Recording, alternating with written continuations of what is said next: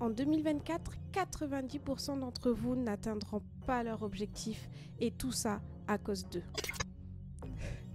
On le sait, le but des réseaux sociaux est d'attirer votre attention, de toujours capter plus, encore plus et toujours plus des précieuses minutes que vous avez dans votre vie. Et en fait, le temps que vous passez à scroller des heures et des heures sur les réseaux sociaux vous éloigne de plus en plus de vos objectifs. Donc si tu veux cette année atteindre tes objectifs et enfin arrêter de passer des heures et des heures sur les réseaux sociaux à perdre du temps, écoute cette vidéo parce que je vais te donner toutes les astuces pour réussir en 2024. C'est parti, on y va.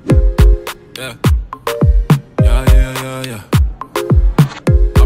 Salut, c'est Mbouy, on se retrouve pour une nouvelle vidéo. Dans cette vidéo, on va parler des réseaux sociaux. Franchement, le temps qu'on passe sur les réseaux sociaux, c'est incroyable. Et en fait, c'est pas que vous, même moi. Quelquefois, tu travailles, t'es là, tu fais ton truc tranquille et tu te dis, je vais chercher quelque chose sur Internet ou tu ouvres Instagram ou tu ouvres TikTok. Et là, t'as des minutes et des minutes et des minutes que tu passes à regarder du contenu. Et en 2024, je pense que pour atteindre les objectifs, il faut pas qu'on se laisse avoir par le jeu de l'attention. Sur les plateformes, sur les réseaux sociaux, c'est en fait ce qu'ils veulent qu'on passe tout notre temps à consommer du contenu, des vidéos tout le temps. Et en fait, je pense qu'il faut quand même un bon équilibre. Il faut pas passer du temps pour rien. Franchement, moi, un truc qui m'énerve, c'est quand je revois la même vidéo plusieurs fois, quelquefois sur les réseaux sociaux, et je me dis que je perds encore plus de temps parce qu'on me repropose en plus le même contenu. Donc, il y a des choses qu'on va mettre en place pour cette année être très raisonnable. Déjà, première chose, bien définir tes objectifs. Le fait de savoir où tu veux aller pour cette nouvelle année 2024, c'est très important parce que ça va te permettre d'organiser ton temps et tes idées. Donc, c'est bien de te dire pour la fin de l'année, mon objectif personnel ou professionnel, de les mettre sur un carnet et de pouvoir vraiment les avoir en visu.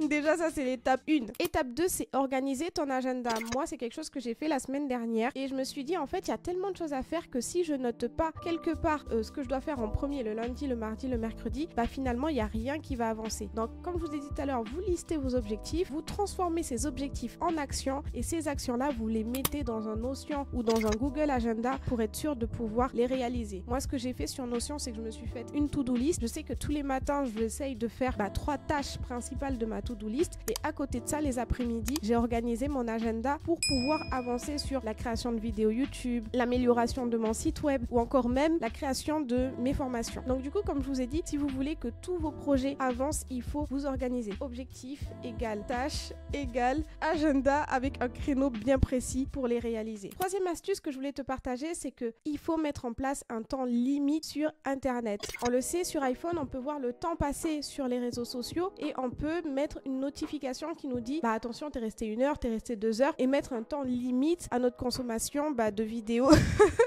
sur TikTok, sur Instagram, etc. Donc je pense que ce qu'il faut, c'est de se mettre par exemple une notification à 2 heures, un temps limite de 2 heures. Ça veut pas dire que vous n'allez pas faire plus de 2 heures sur les réseaux sociaux, même si 2 heures c'est énorme. Franchement, quand on voit le temps passer et qu'on voit qu'on a fait 3 heures sur Instagram ou 4 heures sur TikTok ou des trucs comme ça, c'est effrayant.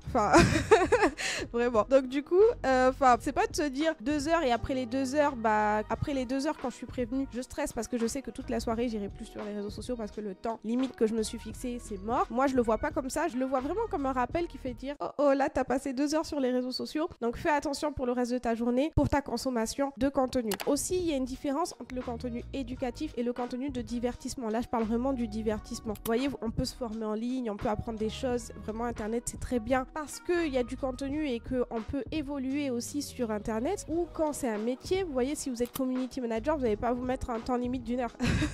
Ça sert à rien. Mais là, je vous parle vraiment de la partie divertissement. On n'a pas besoin de regarder 4 ou 5 heures de divertissement tous les jours sur les réseaux sociaux. Quelquefois, ça nous éloigne de nos objectifs. Quelquefois, très souvent, quoi. Donc du coup, ce petit rappel, cette petite notification de temps passé sur les réseaux sociaux, ça va juste venir vous faire dire aïe, là aujourd'hui, ça fait déjà 2 heures, je vais calmer un petit peu, ok? Je le vois plus comme ça, on va dire. Ensuite, une autre astuce, c'est de faire un bilan et des ajustements tous les 3 mois. Donc à la fin de chaque trimestre, ce que vous allez faire, c'est regarder votre temps passé sur les réseaux sociaux, regarder les objectifs que vous vous êtes fixés en termes de travail, d'objectifs personnels et professionnels et voir où vous en êtes. Est-ce que ça a bien avancé? Est-ce que ça avance lentement? Et est-ce que finalement le temps que vous avez passé sur les réseaux sociaux est énorme ou pas? Donc vous pouvez faire ce parallèle en vous disant est-ce que mes objectifs avancent et à côté de ça, est-ce que je passe mon temps à consommer du contenu au lieu de faire avancer mes objectifs? Donc ça sert à rien d'attendre attendre la fin de l'année pour vous dire l'année prochaine, dans mes prochaines résolutions, là cette année, vrai, pour de vrai, je vais atteindre mes objectifs. Non, pas besoin d'attendre tout ce temps. Dans 3 mois, vous faites un petit bilan et vous regardez,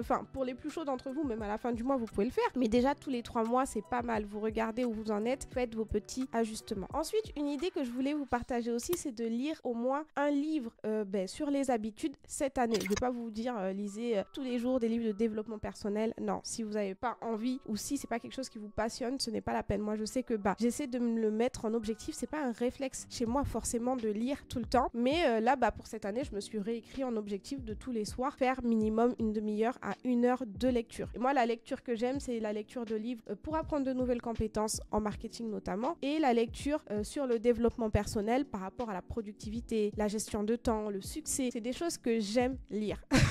Je sais qu'il y en a qui aiment lire tout ce qui est autour des enquêtes, les livres fantastiques et tout. Enfin, voilà, vous avez le droit. Moi, j'aime bien lire les livres de développement et ce que je vous conseille, vraiment, parce que moi, c'est quelque chose qui m'aide dans la vie de tous les jours, lire un livre sur les habitudes ou sur la productivité. Le livre qui est très connu, dont tout le monde parle, c'est Atomic Habits. Je vais vous mettre dans tous les cas le lien en barre de description pour ceux qui recherchent ce livre. C'est un livre sur le pouvoir des habitudes quotidiennes, en fait. Mais il y a plein d'autres livres. J'ai entendu un livre qui s'appelle Apprends à faire ton lit tous les matins, un truc comme ça. Et en fait, c'est des livres qui t'apprennent à te dire si tous les matins tu te prépares psychologiquement à faire ton lit, tu vas accomplir toutes les tâches dans ta journée. Donc voilà, moi c'est pas forcément Atomic Habits coûte que coûte, c'est un livre qui est connu, vous pouvez le lire, mais il y a plein d'autres livres qui sont très intéressants. Si vous trouvez même sur Amazon des livres sur les habitudes, c'est très très bien. En tout cas, ces livres-là, ça va vous permettre à chaque fois de booster votre productivité et de vous dire que dans l'année, il faut se tenir au projet qu'on s'est promis d'attendre, ok? Donc vraiment ça aide,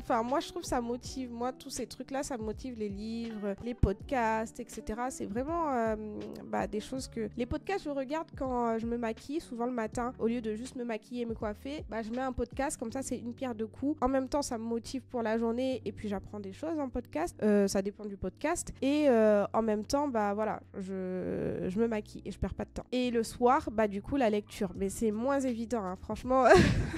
Je vais pas vous mentir, le soir, quelquefois j'ai envie de me poser devant un film et m'endormir tranquillement. Mais voilà, si on veut atteindre nos objectifs en 2024, comme je vous ai dit, déjà les réseaux sociaux, faut calmer un petit peu tout ce qui est divertissement et voilà, faut lire un petit peu. Du coup, c'est tous les conseils que je voulais vous partager. N'hésite pas à me dire, est-ce que toi, tu as des conseils pour booster ta productivité cette année?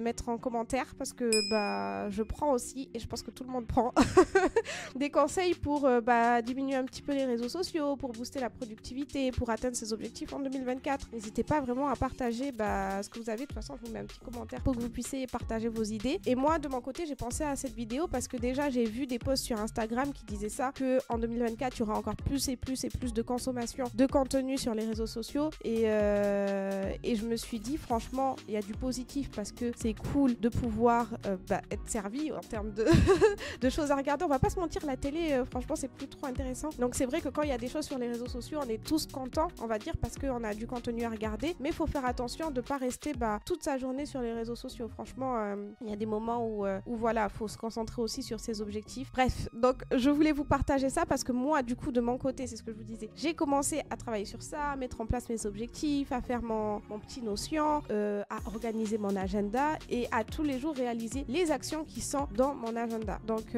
j'espère que ça pourra te faire évoluer et c'est tout pour moi. Je te laisse avec ma vidéo bilan et objectif de 2024 si tu l'as pas encore vu, et on se retrouve la prochaine fois pour une nouvelle vidéo. Yeah.